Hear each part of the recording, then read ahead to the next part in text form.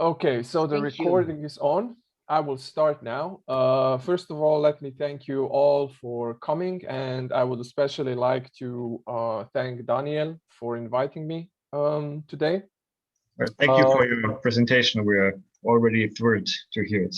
Yeah. Thank you, Daniel. And I just wanted to say very briefly, my name is, as you see, Sebastian Vörös. I'm an assistant professor at the Faculty of Arts at the University of Ljubljana. I teach mostly subjects that are related to epistemology, philosophy of science and technology, philosophy of consciousness, philosophy of life. So these are my main topics, and phenomenology is one of the approaches that I'm currently working on. I've been pretty intensely engaged with Merleau-Ponty's philosophy for the past, I don't know, 7-8 years or something like that. So I was asked today to deliver a short presentation of a section in Merleau-Ponty's most famous, arguably most famous work, Phenomenology of Perception, namely the body as expression and speech, which is chapter 6 that can be found in part 1. So before we start, I would like to point out something that I've already said in the context of one of the seminars that I've already attended, namely that Merleau-Ponty tends to address certain topics in a way that can be somewhat frustrating. Namely, he does it in a way that's very scattered. So he will pick up a topic and then discuss it, and then break his analysis or investigation to pick up another topic, and then he will finish with this particular topic, go back to the original topic, finish off, and then later on he might get back to it without necessarily, drawing any parallels to what he said before. So in order for you to have a better overview on the topic of speech language in Merleau-Ponty, I've written out some parts where he addresses this particular issue, this particular theme. So in addition to the section that we will be talking about today, he also talks about language and speech in chapter 4 of part 2, as you will see, and chapter 1 of part 3. He goes into the topic of language even more extensively in a work that is not particularly well known and was never published and never finished. It is called The Prose of the World. This is the book that was supposed to be the sequel of Phenomenology of Perception, but as I said, it was never finished, and it would seem that Merleau-Ponty at a certain point decided that he was not going to finish it. So it would seem that at a certain point he decided that it's a project that he doesn't want to pursue, although this is of course not clear because he hasn't really explicitly said so. But the Prose of the World picks up on some of the things that are just briefly mentioned in Phenomenology of Perception, and then goes into greater analysis of these topics. And among these topics, one finds the topic of language, the topic of science, the topic of truth, the topic of art, and so on. And also, there are two essays that you might find interesting in case you're interested in Merleau-Ponty's investigations of language. One is called The Indirect Language and the Voices of Silence, and the other one is called On the Phenomenology of Language. And you can find both of these in a collection of essays called Signs. It's a fairly well-known collection of essays. Anyway, we will focus mostly on the already mentioned section of Phenomenology of Perception. Before I start, just to lay out a general context of this particular section, this is really important to constantly do when you are reading Merleau-Ponty. So always try to contextualize what is it that you're doing, and try to get the broader picture of his investigation and analysis. And this can be particularly difficult when it comes to Merleau-Ponty, because he gets you really involved in investigating a certain theme, a certain topic, and you lose the track of the forest. So you focus on the tree or on a certain branch of that particular tree, and you slowly lose the overview over the whole forest in which this particular tree is located in. So a very brief contextualization. In part one, Merleau-Ponty opens up the question of body. So he moves to the topic of body from the topic of perception or the structure of perceptual experience, because towards the end of the introduction, he points out that in order for one to be able to understand perceptual field, visual field, one has to bring into the picture human body. And then he, in the first part, he tries to kind of show why a different understanding, a different conception of human corporeality, of human body is needed. And I would just like to mention briefly that before he addresses the question of speech and language, in the previous section, he addresses the question of sexuality. So these are the last two sections of the first part. And the reason why he uses these particular topics as a way to finish off this part on the body is because he will try to show that two seemingly very different phenomena, such as sexuality, which usually is understood as simply being one of the human drives, and on the other hand, speech or language, which seems to be something that is closely related to the human being as an intellectual being, so something that is strongly related to intellect and reason, that these two phenomena actually have common source, and that they need to be understood in a similar way, that they have been, in a certain sense, misconstrued by the classical approaches and the classical interpretations. So bear this in mind. So he talks about sexuality because sexuality is deemed usually as something that is simply a drive, and he tries to show that this is an overtly that this is an oversimplified conception of sexuality, because sexuality carries certain existential and meaningful undertones that cannot be accounted for by simply saying that this is, you know, a neurophysiological or simply a physiological phenomenon. And with language, he will try to show that it is wrong to over intellectualize it, or it is not something that is completely that again needs to be embedded in this corporeal context that he's developing in this part. So the general idea of his exposition in this particular section is that he will try to use the phenomenon of speech to gain a better understanding of human corporeality, but he will also draw on the notions and his interpretations of human corporeality to get a better understanding of human speech. Okay, so that's the general context. Now, with regards to the conceptual context in which he develops his ideas, Merleau-Ponty follows a very general line of thought throughout the whole book. And you should be familiar with this general line of thought by now.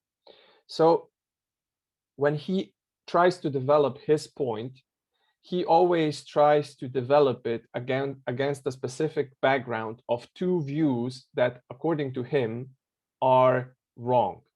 And these seem to be diametrically opposed, but then he always shows that they stem from a similar presupposition, and then he addresses this particular presupposition, and by doing so, he develops his own view. So in the context of language, these two seemingly antithetical views are empiricist account on the one hand, whereby, according to which language or speech is basically a physiological phenomenon, a phenomenon that can be accounted for in causal manner. And on the other hand of the spectrum, one finds the intellectualist account, which tries to conceive of language, or at least of the content of language, by referring back to mind and thinking. So these are the two extremes. And Merleau-Ponty tries to develop his own view as some sort of a via media, so an in-between position, which could be in some way similar to the Hegelian movement of Aufhebung, where you basically integrate the two aspects and then transcend them by abolishing their inadequacies and taking up the relevant truths that are present in them. And this would be an existentialist account, which instead of talking about physiology or mind, talks about body or living body or lived body, and instead of talking about causality and thinking, refers to the so-called power of projection. So what is this empiricist or mechanicist view that Merleau-Ponty talks about and that he criticizes? So the first extreme view that he has issues with. According to this view, basically language or speech is a causal process. So you have a word which is basically an acoustic process. So a word which consists of certain modulations of airwaves. And this then affects our senses and causes certain changes in our brains. So it affects certain cerebral or mental traces to be formed in our brains. And then these traces are translated into certain activations in the muscular system, which give off word as a phonological event, again, as a certain acoustic event.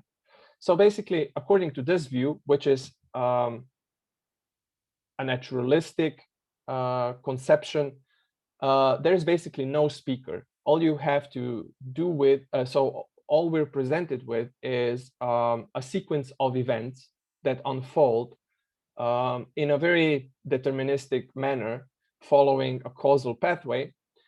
And the meaning of the word is simply a specific activation in the brain or a specific mental image that accompanies that particular activation in the brain. So words themselves have no meaning. They are related to specific brain patterns or brain activations, which refer to things outside which have caused these particular activations. And Merleau-Ponty sums up this view very nicely when he says, men can speak as the electric lamp can become incandescent. So just as you can switch on an electric lamp and there's this causal process that takes place, basically human being is an automaton that speaks in a very similar way. On the other part of the spectrum, we have the intellectualist view, whereby which claims that thinking or speech, so that speech or language is a thinking process. So we have words that we hear, and these words are basically carriers of meaning that need to be deciphered by a thinking subject. This thinking subject via interpretation and reasoning somehow deciphers the meaning of the word and then deduces a certain response, which gets then translated into words, which are again basically carriers of this particular meaning, or envelopes of meaning would be even better. Here we have an autonomous subject, a subject which is a reflective thinking subject, which has an overview over his own mental realm and can develop autonomous, spontaneous, so it can develop spontaneously specific interpretations that can then be translated into specific verbal envelopes. Meaning of the word here refers to the underlying thought. So whenever a specific word is uttered or whenever a specific word is heard, the meaning of this word refers to a specific mental content, which is basically this autonomous thought of the autonomous subject. So language here is but an external accompaniment of thought. So these are the two extremes. Now, as I've already mentioned, the way that usually Merleau-Ponty proceeds is by trying to find an underlying presupposition that is common to both of these views. So although they seem to be antagonistic, they are in fact way closer to one another than one would assume. And the thing that is common to both of these approaches, so the presupposition that they share, is that the word itself is meaningless. So these two conceptions, says Merleau-Ponty, are at one in holding that the word has no significance.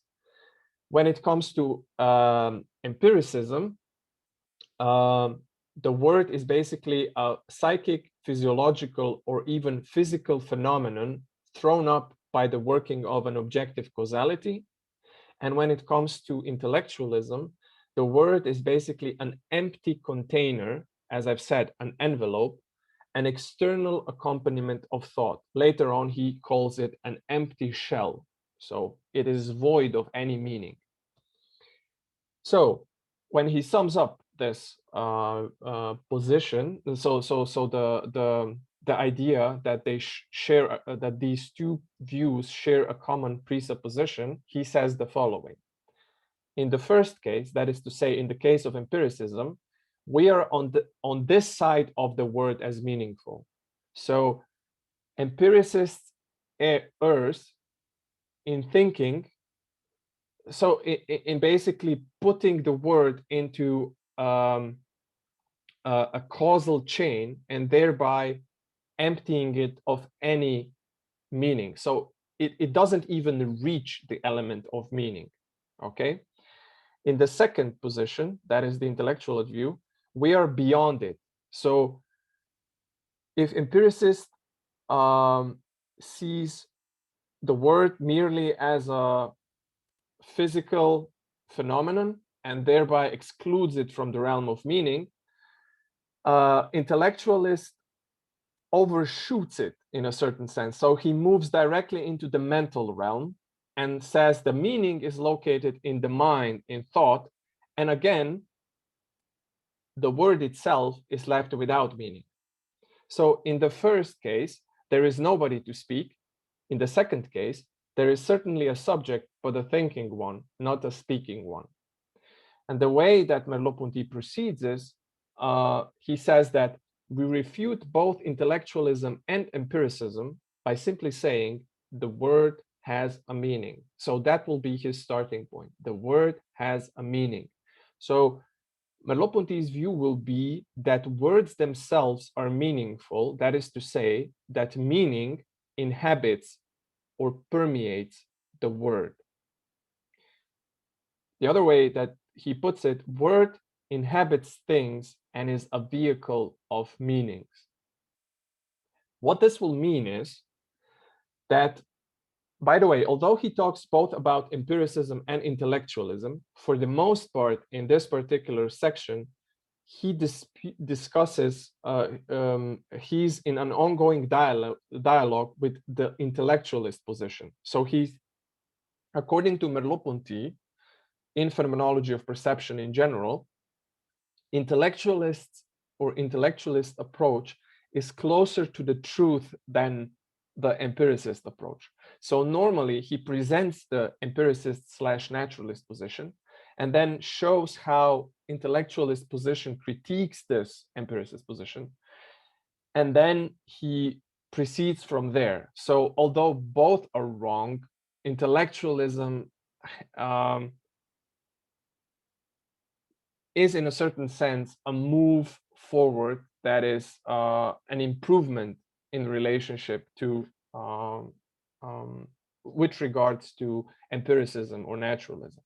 So the idea that word is meaningful bears directly onto the relationship between the word and thought.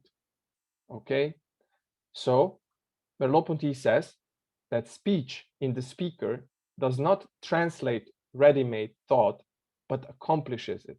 So if the word is meaningful, okay, if we want to take this idea seriously, then we cannot simply say that words are envelopes of thoughts.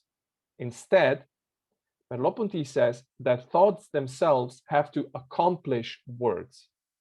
And similarly, when I listen to someone talking, when I hear the words, he says, the listener receives thought from speech itself. So I receive thought from speech itself. I do not hear the words and then try to figure out what the other person was thinking. But somehow, thought is coagulated with the word. And he provides some interesting examples of this, like very concrete and simple examples of this idea that thought, our thought, tends towards expression as towards completion. So it's not like we already have fully formed thoughts and we simply express them, but usually our thoughts actually tend toward being put into words, and by doing so, they become fully formed or explicit or fully articulated. For example, he says that a specific object that I see, sometimes I see it and it remains indeterminate so long as I don't name it. So I see a certain something and it's, you know, what is it? And then I say a name and it becomes fully constituted for me. Or he says, it often happens that I don't really know what I'm thinking until I say it or until I write it down.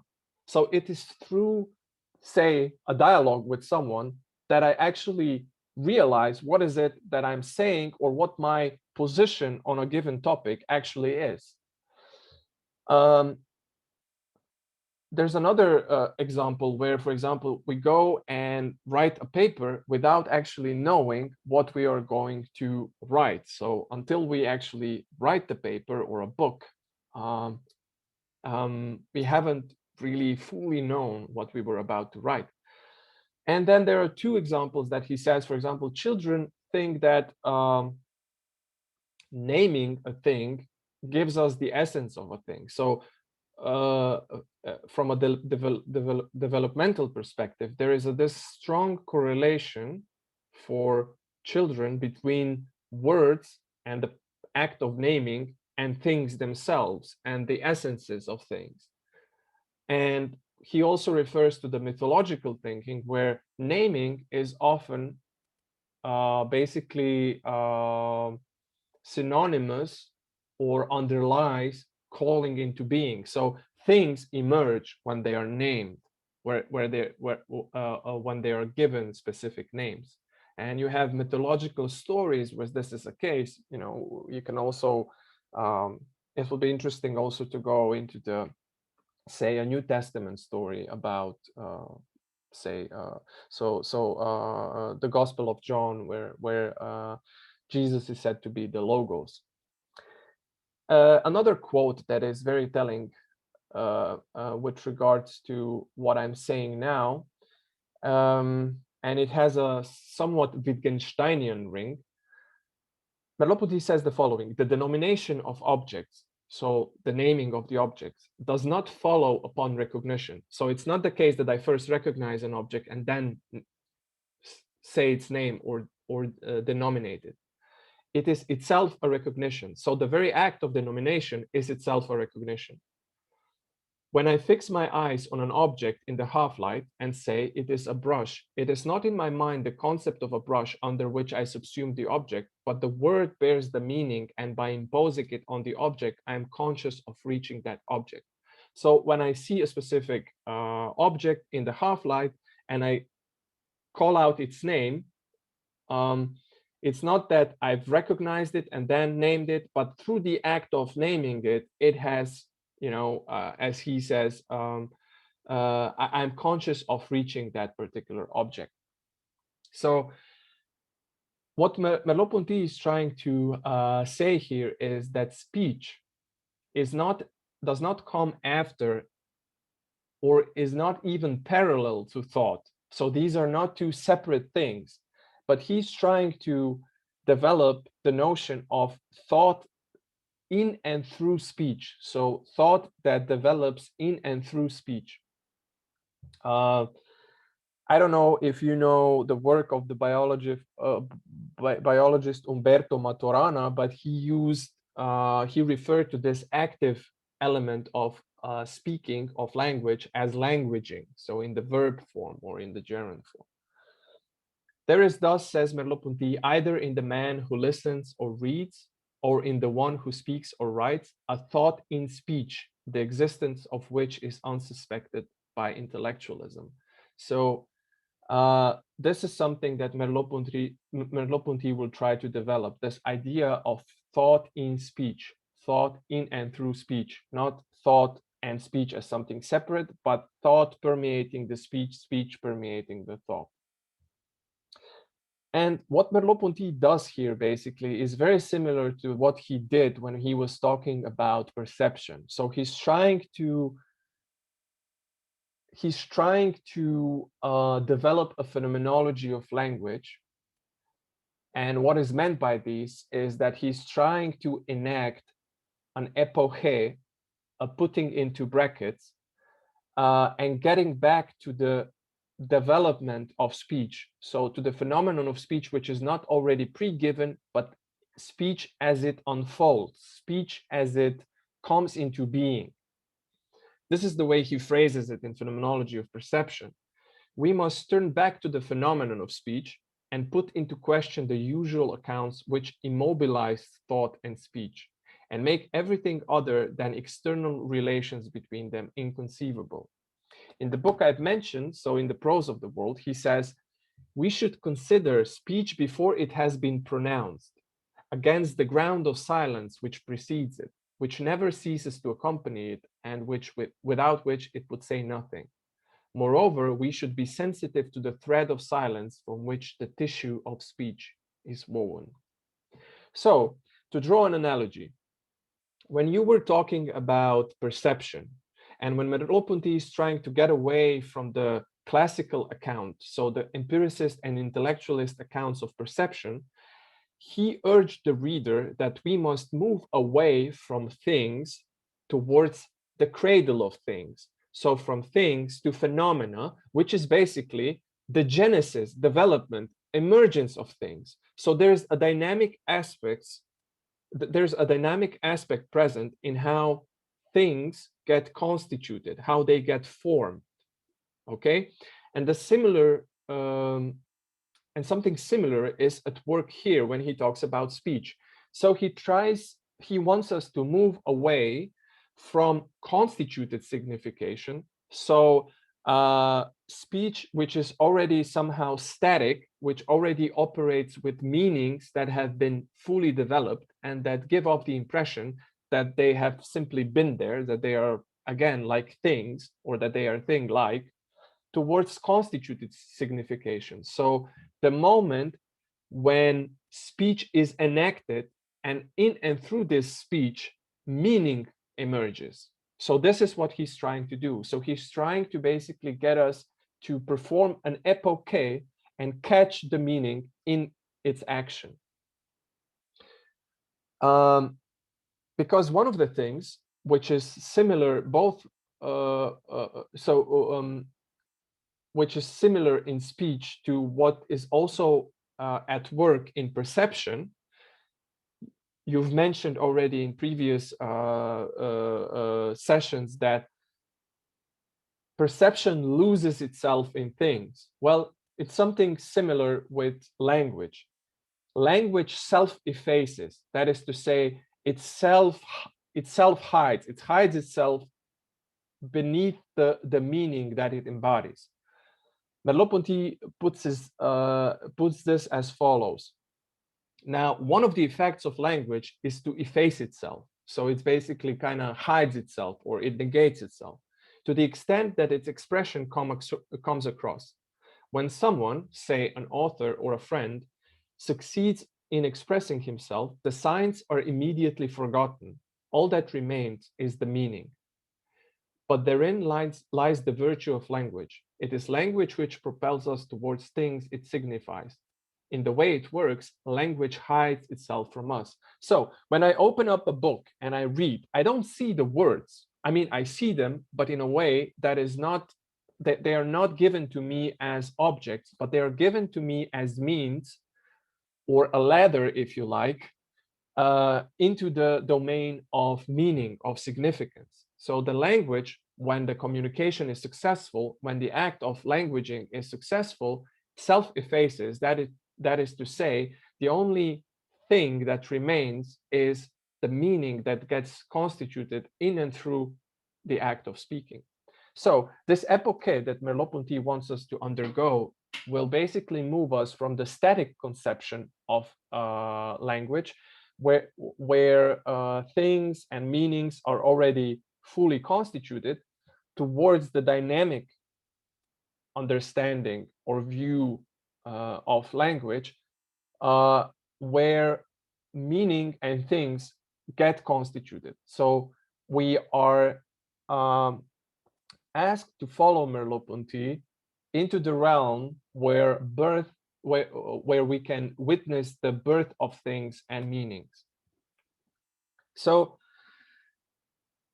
let us try to flesh out this notion that speech and thought are somehow interrelated, very closely interrelated. Merleau-Ponty says the following: words cannot be strongholds of thought, nor can thought seek expression, unless words are in themselves a comprehensible text, and unless speech possesses a power of signification entirely its own. The word and speech must somehow cease to be a way of designating things or thoughts and become the presence of that thought in the phenomenal world, and moreover, not its clothing, but its token or its body. So he will try to see, or try to show, in what way thought and word, thought and speech can be interwoven, how they can interpenetrate one another, what this would mean. One thing that he does here is that he separates the so-called gestural meaning from the conceptual meaning. He says that gestural meaning is a meaning that is immanent in speech. So this is the meaning, this is the signification, the significance that will be of interest to him. Why? Because it is immanent to speech and usually gets overlooked, because most accounts focus only on conceptual meaning, but this meaning is, according to Merleau-Ponty, formed by a kind of deduction from a gestural meaning. So it's in a certain sense of a secondary nature, which does not mean that it's less important, but it is important to take into account the gestural meaning in order for us to be able to understand better or fully the conceptual meaning. So one thing that he points out at the very beginning is that speech in this account that he's trying to develop is not a sign of thought.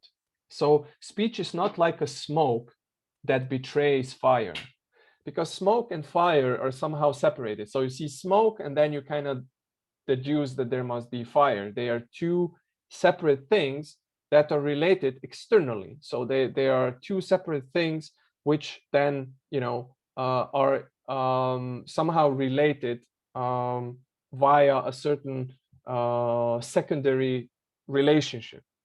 Speech and thought, according to Merleau-Ponty, are way more intimately related.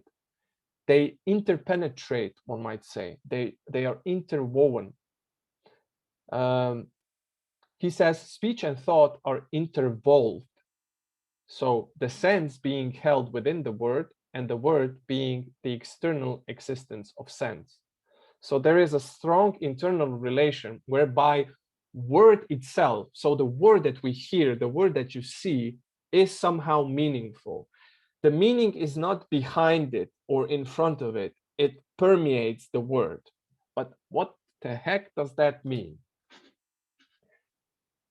Merleau-Ponty goes on and says the following: the spoken or written words carry a top coating of meaning. So there is a top coating of meaning which sticks to them and which presents the thought as a style, an effective value, a piece of existential mimicry, rather than as a conceptual statement. We find here beneath the conceptual meaning of the words an existential meaning, which is not only rendered by them, but which inhabits them and is inseparable from them.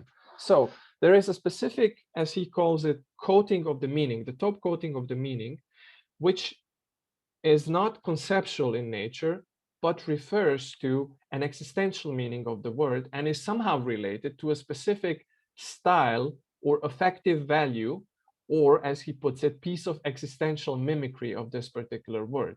Now, I will try to spell out what Merleau-Ponty means by these terms.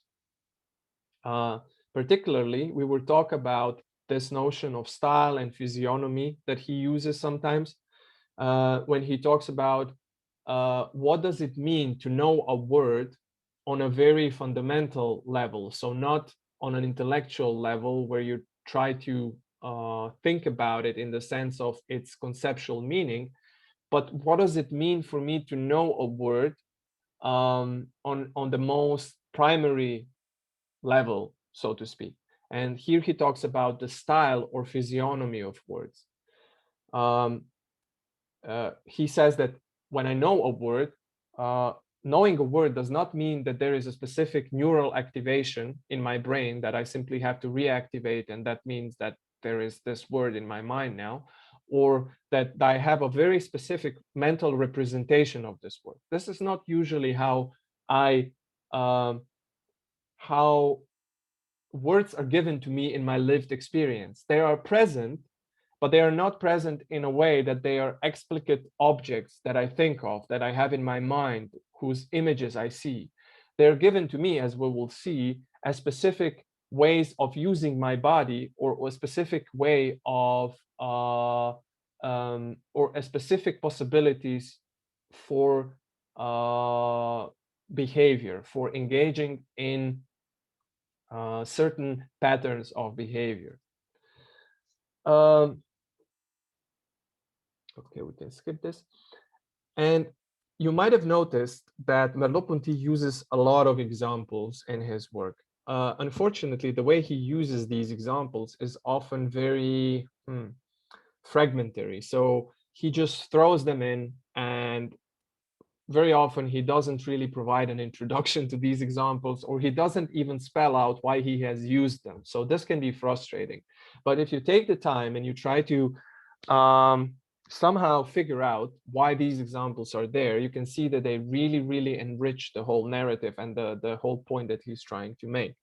And he uses different examples that range from art, that I will be talking about now, through examples taken from pathology. You've noticed this, that he refers a lot to the work of Kurt Goldstein, a father of so-called holist biology, a very interesting figure that I won't be mentioning today, and also from, say, child psychology and so on and so forth. So what he's trying to say is that if we want to understand this gestural meaning of the words, we need to go and take a look at examples that we don't usually consider when we're having these types of debates about the meaning of the language. When we talk about the meaning of the language, the prototypical type of language that we usually have before our minds is scientific language. And we get this impression that somehow, the meanings are divested from the words themselves, because it would seem that in this type of language, and also in many types of philosophical discourses, words are just conveying specific ideas. However, if we take a look at specific examples taken from the field of art, say, or if we take a look at specific pathologies or whatnot, we get a very different picture of language. We see that there is a layer of language that gets overlooked if we focus too much on the scientific and philosophical uses of language. And poetry and prose are, in a certain sense, much closer to music and painting, where it seems that the significance and the meaning is strongly related to the very way or the very vehicle in which this meaning is expressed. So this is how Merleau-Ponty puts it. Aesthetic expression, so different types of art, confers on what it expresses an existence in itself, installs it in nature as a thing perceived and accessible to all, or conversely plucks the signs themselves from their empirical existence and bears them off into another world. So aesthetic expression uses a specific, say, material substrate and uses it in a way that it creates novel cores, nuclei of meaning. So it uses specific structures that are given. This can be sounds in music, colors in painting, words in poetry, and it uses them in such a way that it gives rise to meaning in and through working with these materials, so to speak. So you can see how meaning emerges in this material substratum, so to speak. No one will deny, says Merleau-Ponty, that here the process of expressions brings the meaning into being or makes it effective, and does not merely translate it. So when we focus on the works of art, most people would agree that works of art do not only translate meaning. So they do not only try to convey something, some other meaning. So they're not just an envelope whereby they try to merely translate some meaning that is already present, but they create meaning. And in the works of art, this is way more present. And that's also the reason why Merleau-Ponty is using them, because here it seems that the very act of, say, speaking or the act of painting or making music is more closely intertwined with the emergence or the birth of meaning. It is no different, says Merleau-Ponty, with the expression of thoughts in speech. So although it might seem that when we are expressing certain thoughts, a certain thought, this is different from what is being done, say, in music or in poetry, it is actually way closer than we normally assume. So if we take a look at two examples, one is taken from music, the other from play. During the performance, so the musical performance, the notes are not only the signs of the sonata, but it is there through them. It enters into them. So the notes that are being played are not something that is separate from the sonata, but sonata manifests, expresses itself in and through these notes. And something similar can be observed when we look at a given play. In the same way, says Merleau-Ponty, the actress becomes invisible and it is Phaedra who appears. The meaning swallows up the signs. When we're looking at the play, we do not see the actress. We see it in a certain way, but we see the person that is being enacted in that particular play. So we see a specific figure, a specific meaning embodied in front of us through the use of language and also through the acting.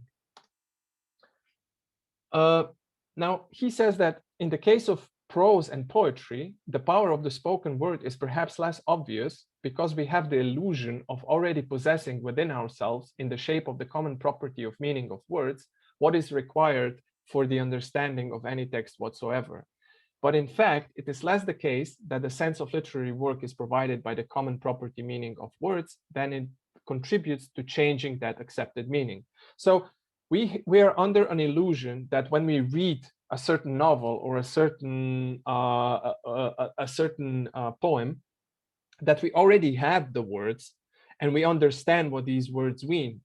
But the thing is that the way the words are used in a specific poem forces us to undergo a specific change whereby the world of meaning we were living in before has to shift, has to undergo a change if we want to understand the meaning that is expressed in this particular poem.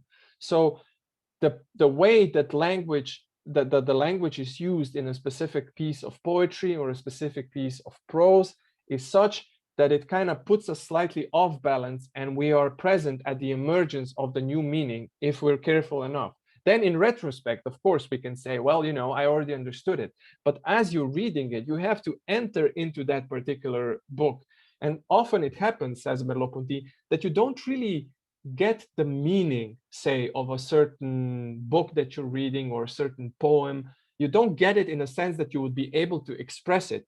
But there's a specific style present there that you kind of get, okay? And this is the emergence of meaning. This is the initial, these are the beginnings of you entering into the realm of meaning.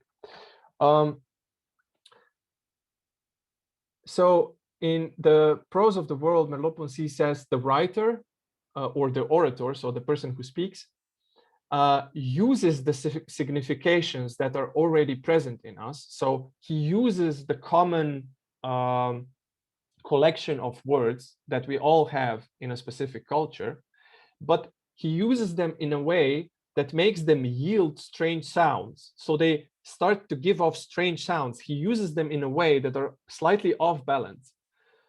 And at first, these sounds seem false or dissonant. So you're reading a book, you're reading a poem, you don't really know what's happening. However, because the writer is so successful in converting us to his system of harmony, we adopt it henceforth as our own. But eventually, we undergo this transition, this jump, this leap, this transformation, whereby we enter into this new domain of meaning.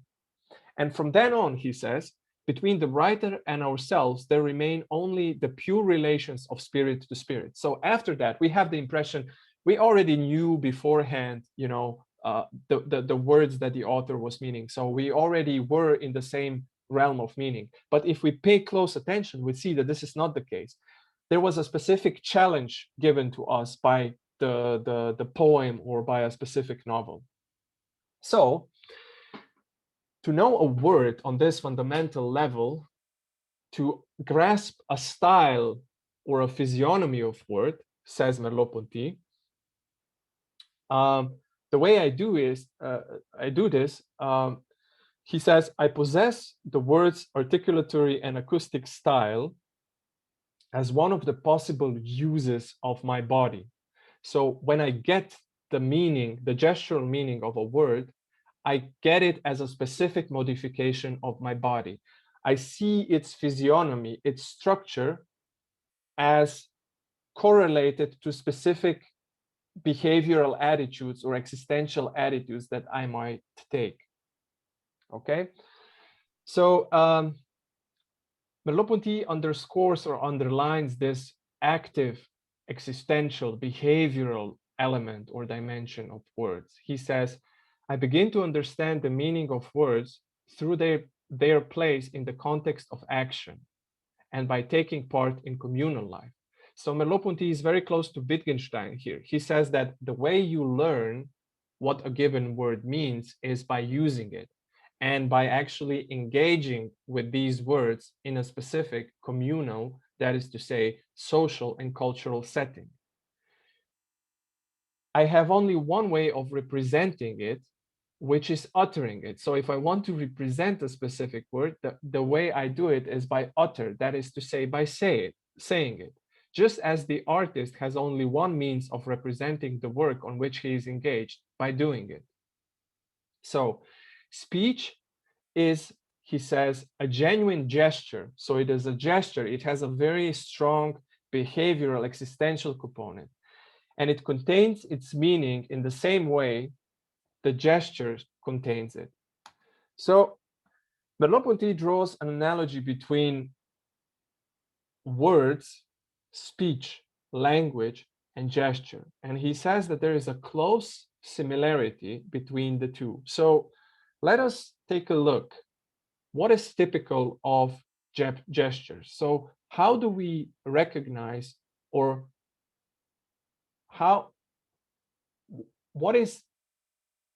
what constitutes the meaning of a specific gesture? Say that somebody frowns and gives us the angry face, or cries. So there are specific gestures that express anger, joy. We can point at something, things like that. So there are specific gestures, that is to say, specific uses of our body that express a certain meaning. They can express anger, they can express joy, they can express this depression, annoyance, and so on and so forth. So how are these meanings of gestures given? So first thing he notes is that the meaning of a gesture is never behind the gesture. So it's not like you see a certain gesture and then you do some sort of a reasoning process whereby you say, well, you know, that person did the funny face, the strange face, and I always do that particular face when I'm angry, so I'm guessing that the other person is angry. So this is a very intellectualized approach to how the meaning of a gesture is given. And Merleau-Ponty draws on Scheler, who provided very interesting counter arguments to this approach. Merleau-Ponty, following Scheler, says that the meaning of a gesture is given in the gesture itself. So anger is given in the grimacing, so in the funny face that you see. So the anger is given in the grimace. The gesture, says Merleau-Ponty, does not make me think of anger, it is anger itself. However, the gesture is not simply given. He says it is not given in the same way that the red color of the carpet is given to you. Why? Because, well, you know, otherwise you would more easily recognize the meanings of gestures of, say, animals. So I see, these are the examples provided by Merleau-Ponty. I see the sexual pantomime of a dog or a praying mantis, and I don't really get them. I don't understand them. Like they carry no meaning for me. They're not just given. I don't see them and immediately understand them. And he also provides another example where a child witnesses a sexual act, and for him it's just, or her, it's just strange. It doesn't make any sense. So there is no resonance in child with what's happening, and there is no meaning. The reason being that I am unable to understand the sexual pantomime of a praying mantis, just as a child is unable at that particular point to understand a sexual act. So there is a moment of understanding present in grasping the meaning of the gestures. So although they are given in a gesture, they require a specific act on my behalf. They are not just there. I don't just passively receive them. It's not just simply a causal process. The sense of gestures is not given, says Merleau-Ponty, but recaptured by an act on the spectator's part. So there's an act of understanding, but this act of understanding, says Merleau-Ponty, is not intellectual. It is not a matter of intellectual interpretation. I do not try to see what I see and then I do not try to figure out what I see, analyze it into specific segments, and then try to put it under a general concept. This is not what I'm doing when I see anger or joy or somebody showing me something.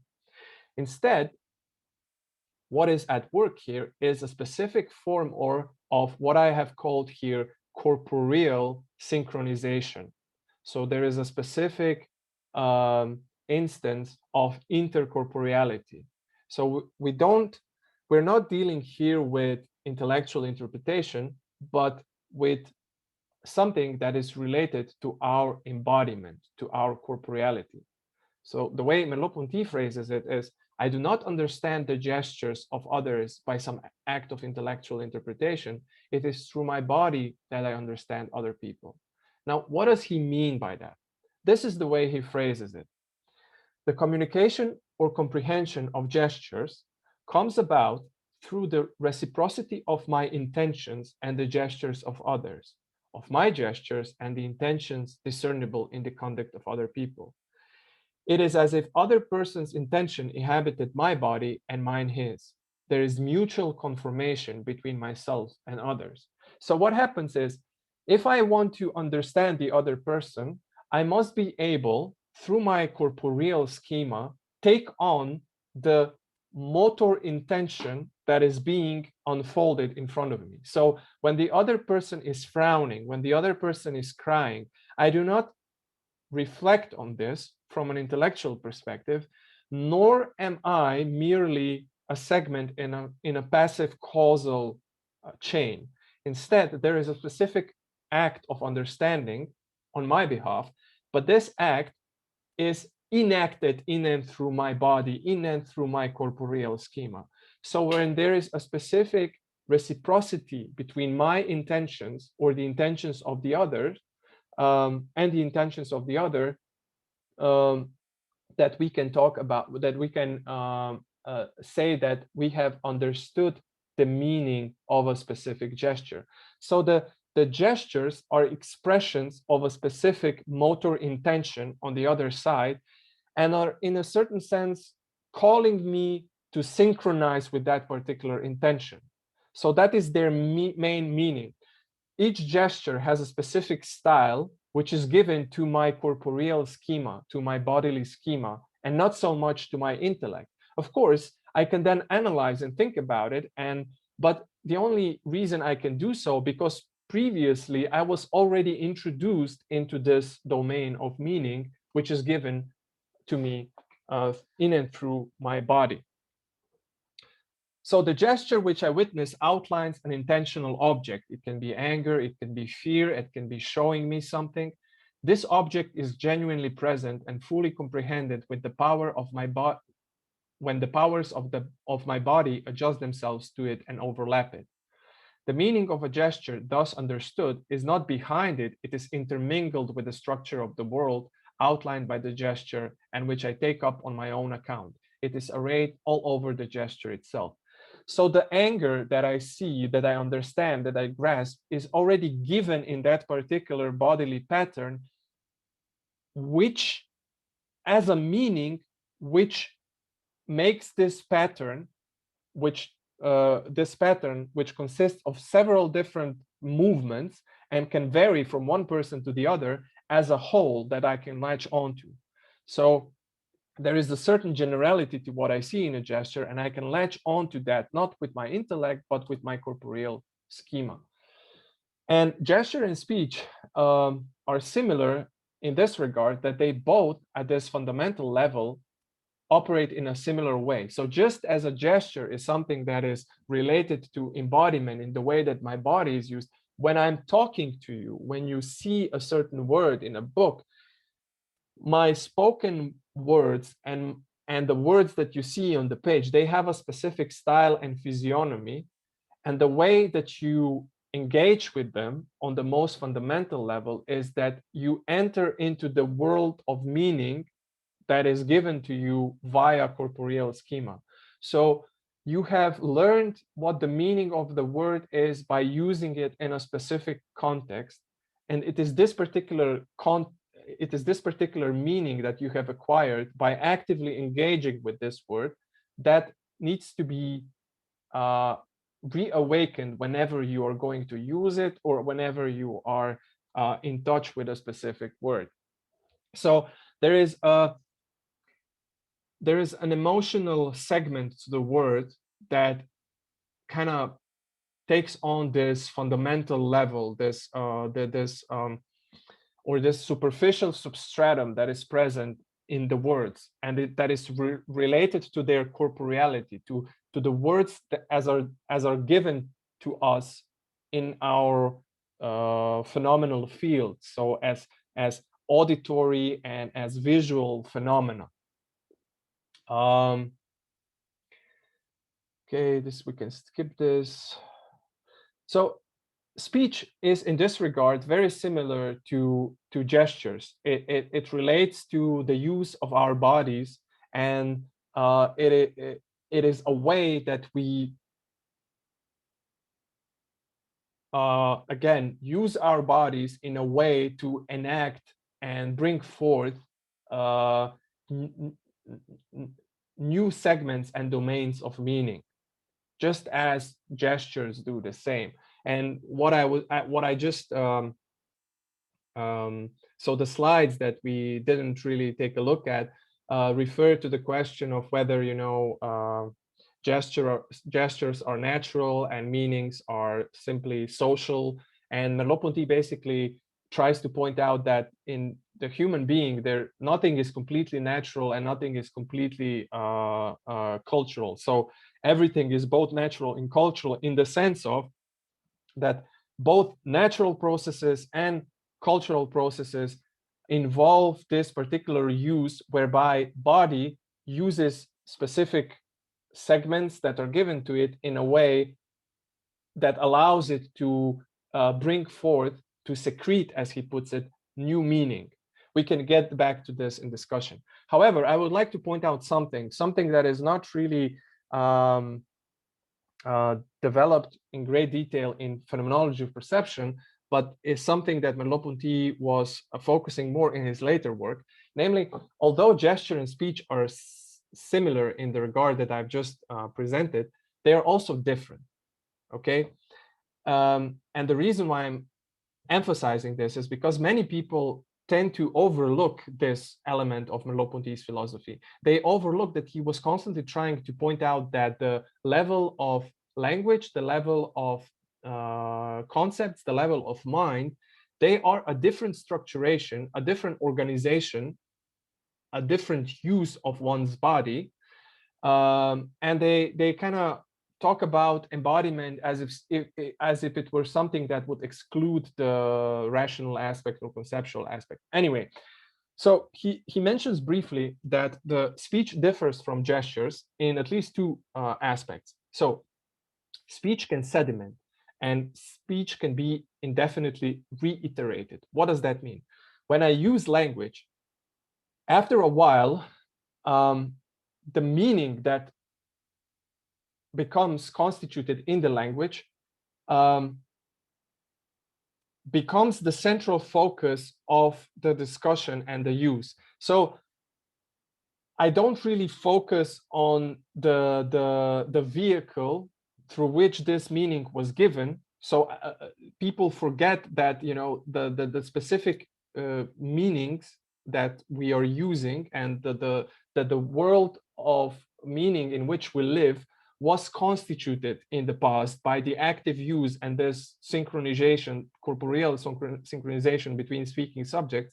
And what remains is simply the meanings that are already fully developed, and we simply use them.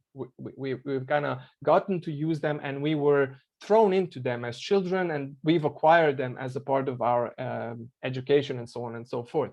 So that is why, for example, in the context of language, you can talk about thoughts without words, whereas, for example, music without sounds sounds ridiculous. So it doesn't make sense.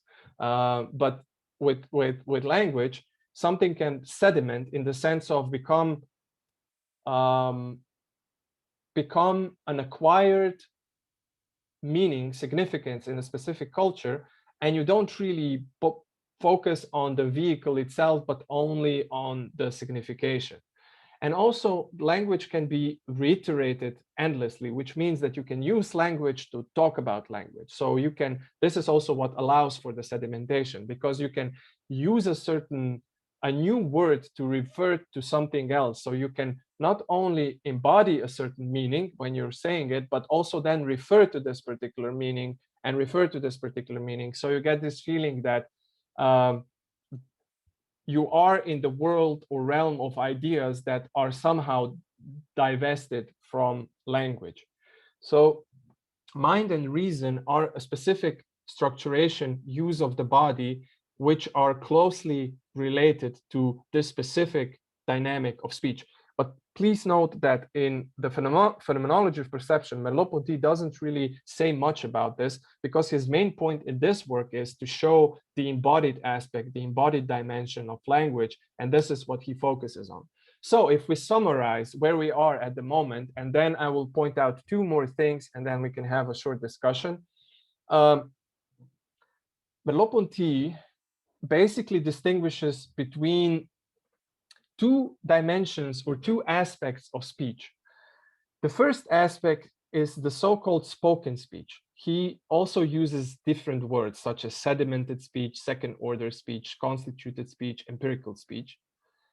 And this is the speech that is usually the object of analysis in most scientific and philosophical accounts. It is a speech that is already fully developed, and it seems as if it were a structured thing, a thing structured from words which function as objects, or as clothings that refer to already developed meanings, significations. But there is also the speaking speech, as he calls it. He also calls it the authentic speech, or the first-hand speech, or originating speech, also transcendental speech.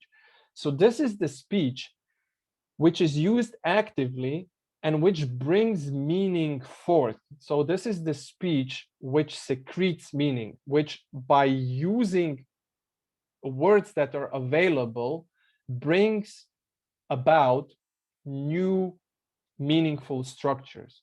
So if we take a look at some of the accounts that we find in Merleau-Ponty about these two different types of speech. About spoken speech, so Merleau-Ponty says the following about spoken speech. It is a speech that enjoys available significances, so it enjoys or uses available meanings as one might enjoy an acquired fortune. So you already have an acquired fortune, something that you've acquired through your work, or maybe your parents left you some fortune, and now you simply use that which is already there. You are not producing fortune, you are using the already acquired fortune. Spoken speech is also the conventional means of expression in which meanings are produced for each sign. It is also, it renders, that is to say, passes on a thought which is already acquired. So again, already constituted meanings are passed on. It is a stock of accepted relations between signs and familiar significations. So here we have a meaning that is simply a representation, here we have a language, words and so on, which are merely representations of meanings that have already become constituted. They are already developed fully. Speaking speech, on the other hand, is speech in which the significant intention is at the stage of coming into being. So this is where meaning emerges, evolves. It is a primary process of signification in which the thing expressed does not exist apart from the expression. So the thing expressed and the expression are still coalesce. They still coalesce. They interpenetrate, as I've said. It is the speech which brings thought into existence. It is an operation through which a certain already available signs and significations alters so that a new signification is secreted. So you use the old significations, that is to say, words that are available to you with already available meanings, and you use them in a slightly different way so that a new signification is secreted. And related to this, we also have two different conceptions of meaning. So we have on the one hand, so pertaining to the spoken speech, we have the so-called meaning at hand. So that is the signification which is already fully developed, something that is already constituted, that is already there. And we have the so-called pure thought, which is thinking which basks in its acquisitions, a brief resting place in the unending process of expression. So for the most part, when we're exchanging words, we're simply in the realm of the spoken speech. So when we exchange trivialities, when we exchange the formal greetings, or we say talk about the weather or what have you, we are moving in the realm of the spoken speech, where we use words in a way that are already we simply move in the network of words without changing it in any significant way. So we're just using the already well-tested ways of synchronizing with one another via verbal means with the different expressions of speech. On the other hand, however, pertaining to speaking speech, we have meaning which is in the process of creation. So we don't have a fully blown meaning, we have a meaning that is unfolding. And also we have what Merleau-Ponty calls the thinking thought. So thought which is struggling to establish itself. It is a thought which is not yet constituted. So we can exchange pleasantries at the beginning, and then we engage in a discussion. Say we engage in a discussion about a certain issue we are currently working with in a relationship, or a certain problem that we're faced with, say philosophical, scientific problem.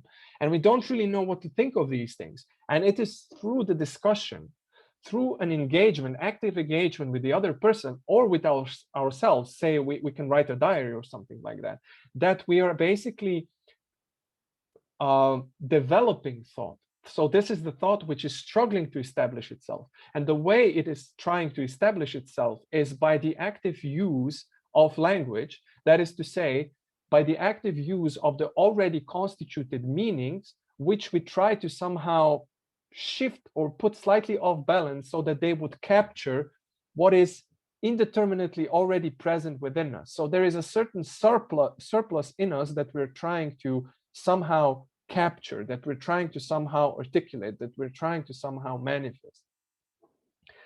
As Merleau-Ponty puts it, so this speaking speech is the surplus of existence over natural being. So there is always this transcending moment that is present in our experience, a certain openness, a certain indeterminateness, which always transcends what is given at a certain moment. And this is basically what speech does. It is trying to recapture what is given in a novel way, So to reshape, refashion the meanings that are given to me. But the act of expression constitutes a linguistic world and a cultural world, and allows that to fall back into being, which was striving to overstrip it. So I'm using language in a way that creates new meaning. But by doing so, I have created a new meaning that can now be integrated into the linguistic world. And this then serves as a new foundation in which I can do new creative acts. So we get something like this. You have a spoken speech, which is basically a repository of the well-established meanings in a given culture, in a given linguistic society. And I use these in a way that produce new meanings. And these new meanings sometimes get sedimented into this spoken speech. So there's this ongoing circularity whereby I have novel means and tools that I can use, but I can use them in a way whereby I slightly shift and twist them, and thereby enact new meaning. So what is important here is that according to Merleau-Ponty, speech does not express a certain thought. So I don't have a fully developed thought that I'm trying to express, but it tries to express something a bit more vague, something a bit more indeterminate, and that is a specific existential attitude. So I don't have a fully developed thought, but I have a specific attitude that I'm not yet fully able to articulate and explicate. I'm taking on a new positioning, a new attitude towards the world and towards myself and towards the others. So there is a shift happening in me, either because of something outside or because of something inside, never mind, but there's a shift that is taking place, and the speech is basically an expression of this, and it helps me to sediment what's happening. So it helps me to pin down or determine what is indeterminate in this particular attitude. But this is most important, so that speech or language does not express thought, but it expresses a specific existential attitude. And this existential attitude refers to a specific being in the world, or as Merleau-Ponty puts it, it is a certain manner of relating oneself to the world, a certain style or shape of experience. So this is what is expressed in speech. It presents, or rather is, the subject's taking up of a position in the world of his meanings. So when I articulate something in a way that's novel, and in doing so, I enact a specific meaning, a specific significance, this is basically an expression of my taking up a position in the world of my meaning. And I can radically alter this particular world of meaning if, say, I'm a brilliant poet or a revolutionary philosopher or whatnot, or I can just slightly adjust it, slightly shift it, or I can simply take it on and reaffirm it. You know, I can use different ways of reaffirming what is in a certain sense already given there. So two last things, and then I'm done. This is how you can approximately understand this. So let's say that I am in a certain dynamic equilibrium with my world. So there is a specific perceptual and linguistic field whereby my embodied self and the world and its world are in a dynamic equilibrium, okay? But then a certain tension or a certain lack occurs. So say that I'm engaging with in a conversation with another person, and that person says something that I don't really understand. I think I get it, but I don't really. So there is a certain tension, there is a certain lack of understanding. And what happens is that I find myself in a specific disequilibrium. There is a specific disequilibrium between myself and the world. And this is where this lack gives birth to the sense-giving intention. So the sense-giving intention is, I don't really have a fully articulated and fully developed thought about what's happening. I just have this feeling of unease and this entry into the realm of indeterminate possibilities, which is not completely open, like it's not completely contingent. There are specific possibilities that are closer to me, although I'm not yet fully able to articulate them, but I kind of sense them. And I find myself in this position. And eventually, hopefully, I attain a certain readjustment by doing something, by performing a certain gesture or performing a specific speech act. So I kind of respond to this lack in a specific way. And by doing so, I might realize, oh, this really made me angry, or oh, this is something that upset me, or oh, this has opened up a whole new field of meaning for me, a whole new way of looking at a certain problem for me. So there is a dynamic equilibrium, a certain tension or lack. There is a moment of this disequilibrium where I find myself in the realm of indeterminate possibilities, and then I readjust myself by performing something, by doing something. So by finding a meaningful behavioral response, that is to say, by adopting a specific attitude that allows me to make what is indeterminate determinate, and I acquire a new dynamic equilibrium of sorts. So we see that if it is not thought that is expressed in and through words, in and through speech, but existential language, it also is not the case that it is mind that lies behind, or say reason or intellect that lies behind the production of thoughts. Instead, we need something else. And here Merleau-Ponty reintroduces or goes back or reverts to body. So as already mentioned, this first part is related to the body, and he basically tries to show how body enters the picture of speech, of language. And when he talks about body, as you probably know by now, he is not talking about body in the anatomical or physiological sense. So he's not talking about body as a collection of particles or body as a network of processes defined once and for all, but something way more dynamic. So he talks about body in the sense of ever recreated opening in the plentitude of being, our permanent means of taking up attitudes, the medium of our communication with time as well as with space, the power of natural expression, or as he sometimes calls it, power of projection or function of projection. So it is the body that allows me to readjust myself as a whole and thereby change both myself and the world I live in. So the body is the vehicle of my being in the world, and it is what enables me to shift what is given to me in such a way that this acquires a completely new meaning. Let me give you an analogy. Picture yourself, and it's a pity I haven't actually given you this on the slide, but picture yourself an image which basically consists of bits and pieces of dark and so dark and white chunks. So just an incomprehensible mass of, you know, different fragments.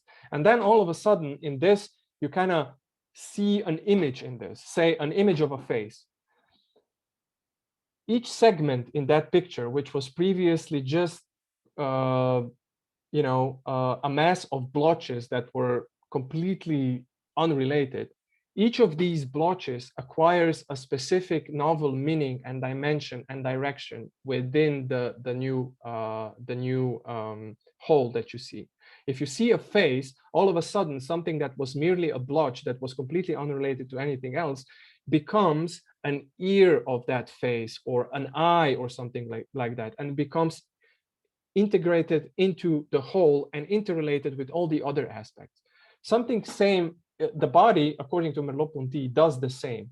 So it basically can shape itself by adopting specific attitudes, by adopting specific positions. It can polarize segments that are present in such a way that they acquire new meanings. So it is that dynamic vehicle that allows you these very dynamic and subtle shifts in your attitude and in your synchronization with the world, yourself, and the other, so to speak. And this is what he calls as the power of projection. So he says that the human body is defined in terms of its property of appropriating significant cores which transcend and transfigure its natural powers.